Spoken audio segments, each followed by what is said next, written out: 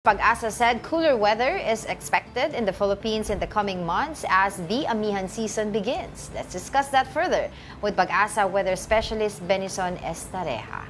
Hi Benison, thanks for joining us again. So ano yung mga specific indicators that would lead to Pag-asa to officially declare the start of the amihan season this week? Good morning, Miss Angela and Sir Angelo. So sa ngayon po, yung pagdedeklara po ng Pag-asa for the start of the amihan season or the northeast monsoon season is because of the establishment of the high pressure area dito po sa may mainland Asia. No?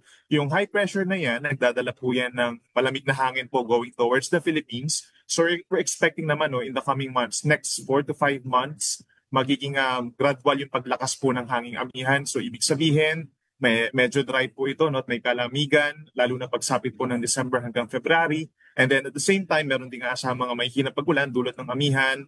Plus yung shear line, yung existence po ng shear line is kapag nagbabanggaan po yung amihan at saka yung mainit na easterlies. So as a result, nagkakaroon din ng mga minsan malalakas na ulan dito sa may eastern side ng ating bansa. Just to be clear, yung amihan mararamdaman from the northern area muna? Yes, sa mga susunod po na linggo, we're expecting na itong northern Luzon ang pinakamaapektuhan po nitong amihan. But then pagsapit po ng Disyembre, mas lumalakas na po ito, maabot na siya ng Luzon and possibly Visayas by early next year. So we expect, we're talking about Baguio, we expect Baguio's temperature to drop in the next few days?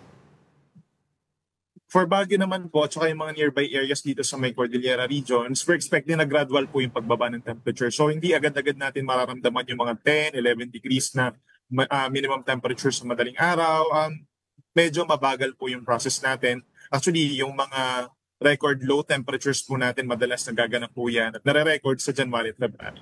Hanggang kailan natin mararanasan itong amihan season? I remember kasi mga March. Mga March, 'di ba, natatapos, minsan mas maikli doon. And this will is this going to be kumbaga magkakaroon ba to ng interaction with other weather systems as well?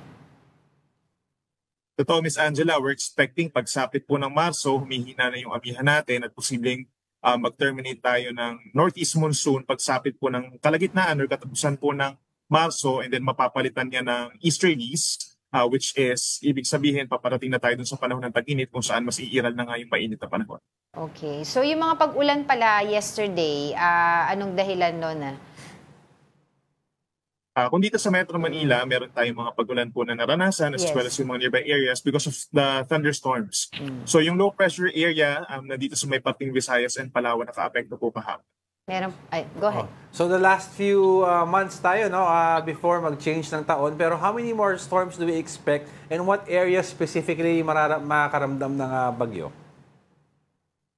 For November po, we're expecting 2 to 3 na mga bagyo and for December naman is 1 to 2. So that's 3 to 5 hanggang matapos po ang taon. Now yung nature naman ng mga bagyo natin, nitong mga last 2 months, mas mataas po ang chance na nagla-landfall ito at hindi lang siya dito sa mga areas ng Luzon, kagaya ng Cagayan Valley, Aurora, and Quezon. Mas bumababa pa po yan minsan dito sa may Bicol, sa may Eastern Visayas, and Caraga region.